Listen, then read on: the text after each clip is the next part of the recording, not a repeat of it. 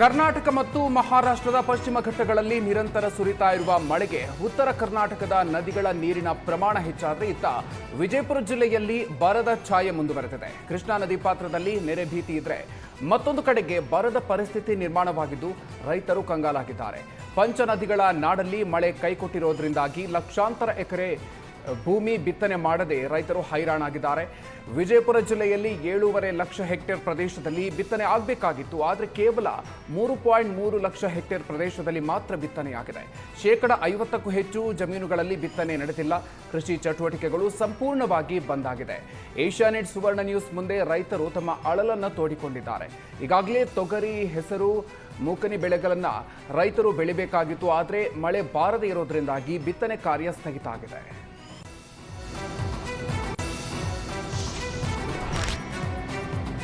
ಮಹಾರಾಷ್ಟ್ರದಲ್ಲಿ ಭಾರೀ ಪ್ರಮಾಣದ ಮಳೆಗೆ ಉತ್ತರ ಕರ್ನಾಟಕದ ಎಲ್ಲ ನದಿಗಳಿಗೆ ಜೀವ ಬಂದಿದೆ. ನಿರಂತರ ಸುರಿತಾ ಇರುವ ಮಳೆಗೆ ಬೆಳಗಾವಿ ಪ್ರದೇಶದಲ್ಲಿ ಕ್ಷಣಕ್ಕೂ ನದಿಯ ನೀರಿನ ಮಟ್ಟ ಏರಿಕೆಯಾಗ್ತಾ ಇದೆ.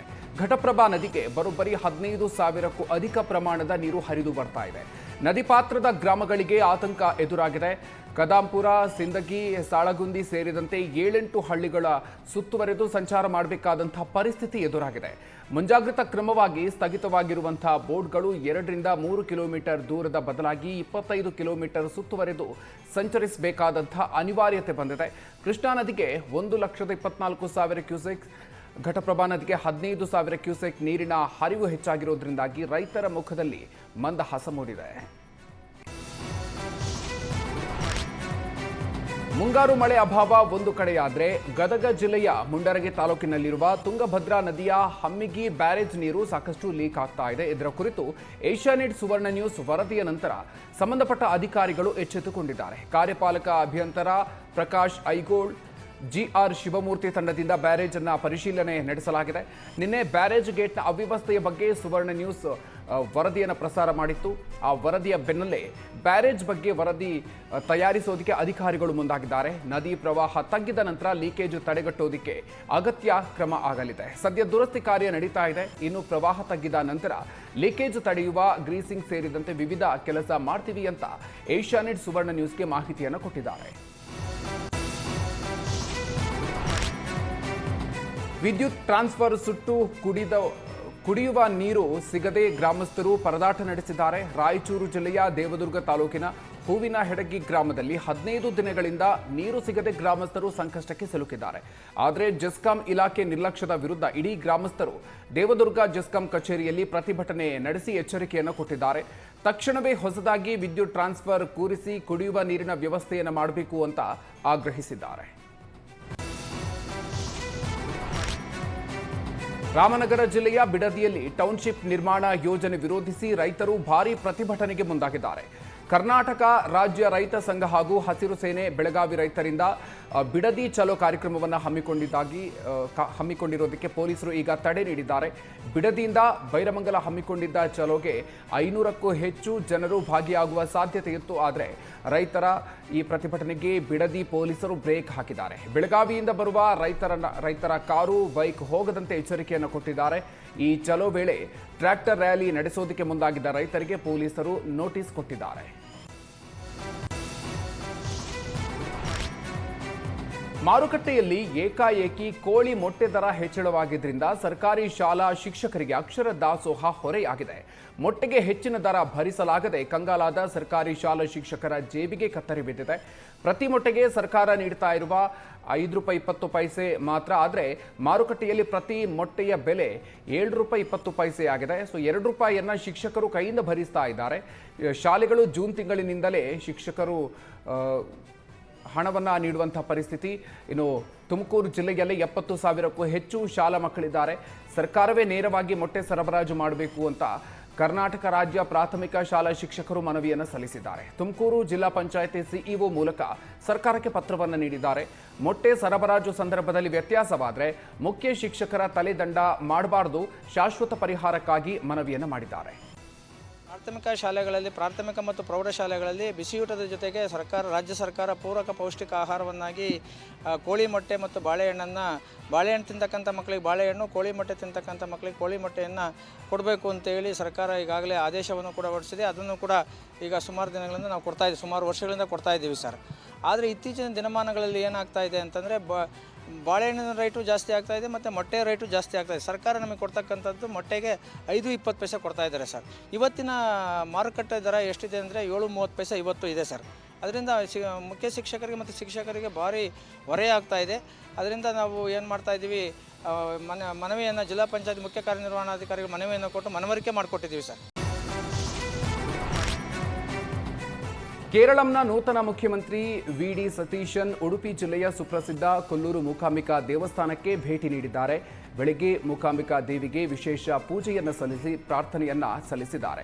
ಈ ಸಂದರ್ಭದಲ್ಲಿ ದೇವಸ್ಥಾನ ಆಡಳಿತ ಮಂಡಳಿ ಕೇರಳಂ ಸಿಎಂಗೆ ಗೌರವ ನೀಡಿದ್ದಾರೆ.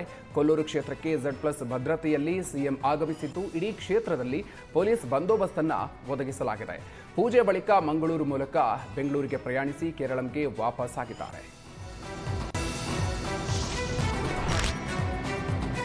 ಅಕ್ರಮ ಕಲ್ಲು ಗಣಿಗಾರಿಕೆಗೆ ಕಾಡು ಪ್ರಾಣಿಗಳಿಗೆ ಸಂಕಷ್ಟ ಎದುರಾಗಿದೆ. ಕೊಪ್ಪಳ ತಾಲೂಕಿನ ಅಚಲಾಪುರ ಗ್ರಾಮದ ವ್ಯಾಪ್ತಿಯಲ್ಲಿ ಅಕ್ರಮ ಕಲ್ಲು ಗಣಿಗಾರಿಕೆಗಳು ನಡೀತಾ ಇವೆ. ಇದರಿಂದಾಗಿ ಬೆಟ್ಟಗಳಿಂದ ಕರಡಿಗಳು ಹೊರಗಡೆ ಬರ್ತಾ ಇದೆ. ಕಲ್ಲು ಗಣಿಗಾರಿಕೆ ನಿರಂತರ ಹೆಚ್ಚಳವಾಗ್ತಾ ಇರುವ ಹೊತ್ತಲ್ಲಿ ಅರಣ್ಯ ಇಲಾಖೆ ಅಧಿಕಾರಿಗಳು ಆತಂಕವನ್ನ ವ್ಯಕ್ತಪಡಿಸಿದ್ದಾರೆ. ಕಲ್ಲು ಗಣಿಗಾರಿಕೆ ಮಾಡಬೇಡಿ ಅಂತ ಹೇಳಿದ್ದಾರೆ.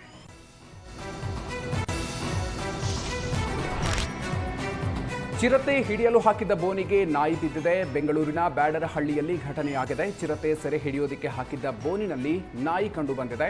ಬೋನಿನ ಒಳಗೆ ಕೋಳಿ ಇಟ್ಟಿದ್ದ ಅರಣ್ಯ ಸಿಬ್ಬಂದಿಗಳು ಕೋಳಿಯನ್ನ ತಿನ್ನೋದಕ್ಕೆ ಬಂದ ಚಿರತೆ ಬದಲು ನಾಯಿ ಬಿದ್ದಿದೆ. ನಾಯಿ ಮಾಡಿದ ಎಡವಟ್ಟಿಗೆ ಆಪರೇಷನ್ ಬ್ಯಾಡರಹಳ್ಳಿ ಚಿರತೆ ಫೇಲ್ ಆಗಿದೆ. ಕಳೆದ 2 ದಿನಗಳಿಂದ ಕಾಟ ಕೊಟ್ಟಿದ್ದಂತಹ ಚಿರತೆಯಿಂದ ಭಯ ಬಿದ್ದಿದ್ದಾರೆ ಭಾರತ್ ನಗರ ನಿವಾಸಿಗಳು.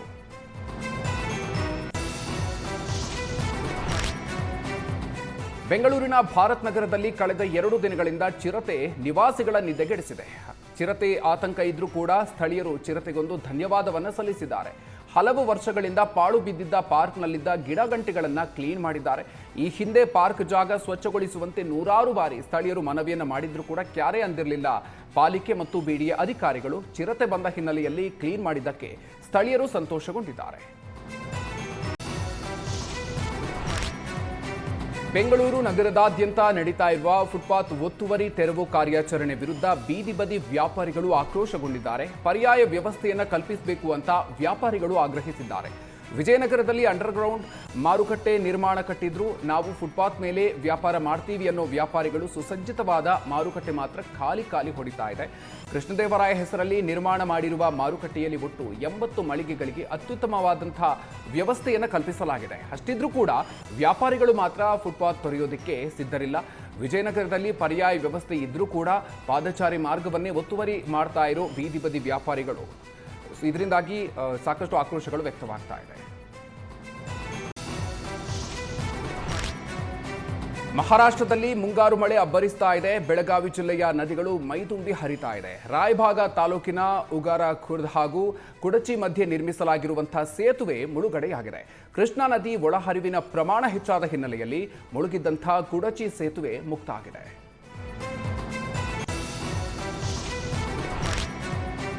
ಹಾವೇರಿ ಜಿಲ್ಲೆಯಲ್ಲಿ ಸರ್ಕಾರಿ ಶಾಲೆಯಲ್ಲಿ ಶಿಕ್ಷಕರ ಕೊರತೆ ಎದುರಾಗಿದೆ. ಹೀಗಾಗಿ ಮಕ್ಕಳನ್ನ ತರಗತಿಗೆ ಕಳಿಸದೆ ಪೋಷಕರು ಮತ್ತು ಮಕ್ಕಳು ಪ್ರತಿಭಟನೆ ನಡೆಸಿದ್ದಾರೆ. ಹಾವೇರಿ ಜಿಲ್ಲೆಯ ರಟ್ಟಿಹಳ್ಳಿ ತಾಲೂಕಿನ ಹಿರೇಮಾದಾಪುರ ಗ್ರಾಮದಲ್ಲಿ ಪೋಷಕರು ಪ್ರತಿಭಟನೆಯನ್ನ ನಡೆಸಿದ್ರು. ಗ್ರಾಮದ ಸರ್ಕಾರಿ ಹಿರಿಯ ಪ್ರಾಥಮಿಕ ಶಾಲೆಯಲ್ಲಿ 2 ದಿನ ಪ್ರತಿಭಟನೆ ಮಾಡಿದ್ರು. ಅಧಿಕಾರಿಗಳು ಭೇಟಿ ನೀಡಿಲ್ಲ ಅಂತ ಅಧಿಕಾರಿಗಳ ವಿರುದ್ಧ ಗ್ರಾಮಸ್ಥರು ಆಕ್ರೋಶವನ್ನ ವ್ಯಕ್ತಪಡಿಸಿದ್ದಾರೆ. ಶಿಕ್ಷಣ ಇಲಾಖೆ ನಿರ್ಲಕ್ಷ್ಯ ಮಾಡ್ತಾ ಇದೆ, ಅಧಿಕಾರಿಗಳು ಬರೋವರೆಗೂ ಹೋಗಲ್ಲ ಅಂತ ಆಕ್ರೋಶವನ್ನ ವ್ಯಕ್ತಪಡಿಸಿದ್ರು. 1ರಿಂದ 7ನೇ ತರಗತಿಯವರೆಗೆ 50ಕ್ಕೂ ಹೆಚ್ಚು ಮಕ್ಕಳಿದ್ದಾರೆ.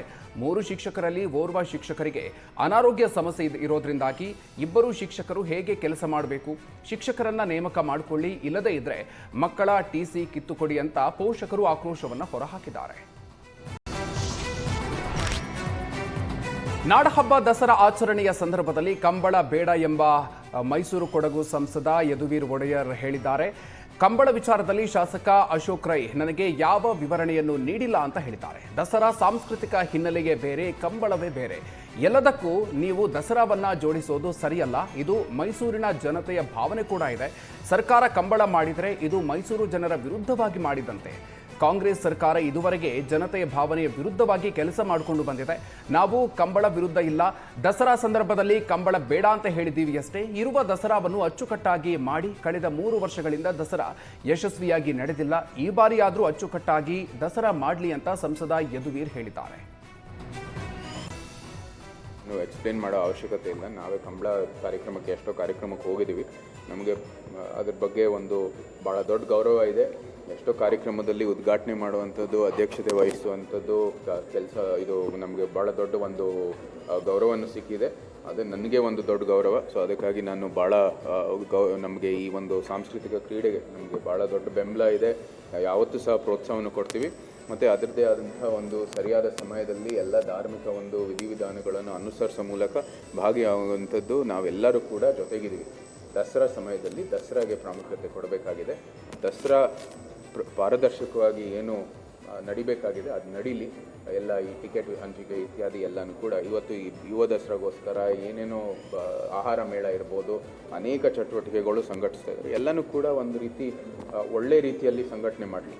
ಇನ್ನೊಂದು ಬೇರೆ ಬೇರೆ ಕಾರ್ಯಕ್ರಮ ಸೇರಿಸೋ ಮೂಲಕ ನಿಮ್ಗೆ ಆಗಲೇ ಇಷ್ಟೊಂದು ಕಾರ್ಯಕ್ರಮ ಮಾಡೋದಕ್ಕೆ ಒಂದು ಸಮರ್ಥ ರೀತಿಯಲ್ಲಿ ಮಾಡೋದಕ್ಕೆ ನಿಮ್ಗೆ ಆಗ್ತಾ ಇಲ್ಲ.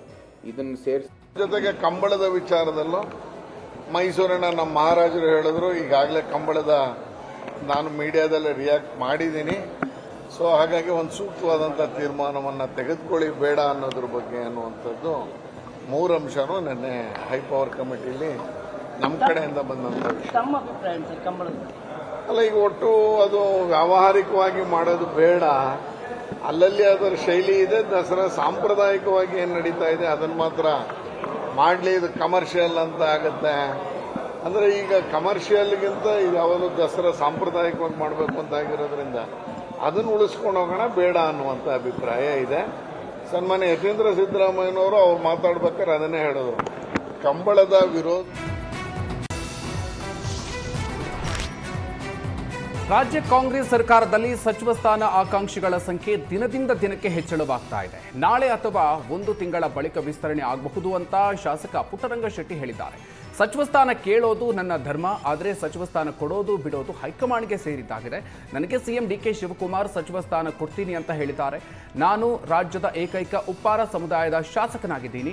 4 ಬಾರಿ ಗೆದ್ದಿದ್ದೀನಿ. ಕಾಂಗ್ರೆಸ್ಗೆ ನಿಷ್ಠಾವಂತ ಕಾರ್ಯಕರ್ತನಾಗಿದ್ದೀನಿ. ನನಗೆ ಸಚಿವ ಸ್ಥಾನ ಸಿಗುವ ನಿರೀಕ್ಷೆ ಇದೆ ಅಂತ ಹೇಳಿದ್ದಾರೆ. ಸಚಿವ ಸಂಪುಟ ಅದು ಯಾವಾಗ ಅದು ಹೈಕಮಾಂಡ್ ಯಾವಾಗ ಹೇಳ್ತಾ ಅವಾಗ ಆಯ್ತದೆ. ಅದು ನಾಳಿದ್ದು ಆಗ್ಬೋದು, ಇಲ್ಲ ಈ ತಿಂಗಳು ಕಳೆದ ಮೇಲೆ ಆಗ್ಬೋದು. ಹಂಗಂತೇನಿಲ್ಲ. ಕೇಳೋದು ನಮ್ಮ ಧರ್ಮ, ಕೊಡೋದು ಬಿಡೋದು ಹೈಕಮಾಂಡು ಅಷ್ಟೇ ನಿಂತದೆ. ಕೇಳಿದ್ದೀನಿ, ಕೊಡ್ತೀವಿಯಪ್ಪ ಅಂದ್ರೆ ಅಷ್ಟು ಮಾತ್ರ ಕೊಡ್ತೀನಿ. ಆಗಿತ್ತು, ಈಗ ಕೊಡಿ ಅಂತ ಕೇಳಿದ್ದೀನಿ. ದಯಮಾಡಿ ಕೊಡಿ. ನಾನು ನಿರಂತರವಾಗಿ 4 ಬಾರಿ ಗೆದ್ದಿದ್ದೀನಿ. ಜಿಲ್ಲಾ ಪಂಚಾಯಿತಿ, ಮಂಡಲ ಪಂಚಾಯಿತಿ, ಗ್ರಾಮ ಎಲ್ಲ ಹಿಂದೆ ಬಂದಿದ್ದೀನಿ. ನಿಷ್ಠಾವಂತ ಕಾಂಗ್ರೆಸ್ಸಿಗೆ ನಾನು. ಕಾಂಗ್ರೆಸ್ ಬಿಟ್ಟು ಬೇರೆ ಯಾವುದೇ ಕಾರಣಕ್ಕೂ ಹೋದನಲ್ಲ. ಪ್ರಾಮಾಣಿಕವಾಗಿ ನಾನು ಕೆಲಸ ಮಾಡಿದ್ದೀನಿ. ಕರ್ನಾಟಕದಲ್ಲಿ ಏಕೈಕ ಉಪ್ಪಾರ ನಾನು. ಎಲ್ಲಾದರೆ ನಮ್ಮಲ್ಲಿ ಕಾಂಗ್ರೆಸ್ನಲ್ಲಿ ಸಾಮಾಜಿಕ ನ್ಯಾಯ ಇದೆ. ಯಾವುದೇ ಪಕ್ಷಕ್ಕಿಂತ ನಮ್ಮ ಕಾಂಗ್ರೆಸ್ನಲ್ಲಿ ಕಾಂಗ್ರೆಸ್ಸಿನ ಸಿದ್ಧಾಂತನೇ ಇದೆ. ಎಲ್ಲರಿಗೂ ಸಮಾನ ಇದನ್ನು ಹಾಕ್ತಾನೆ.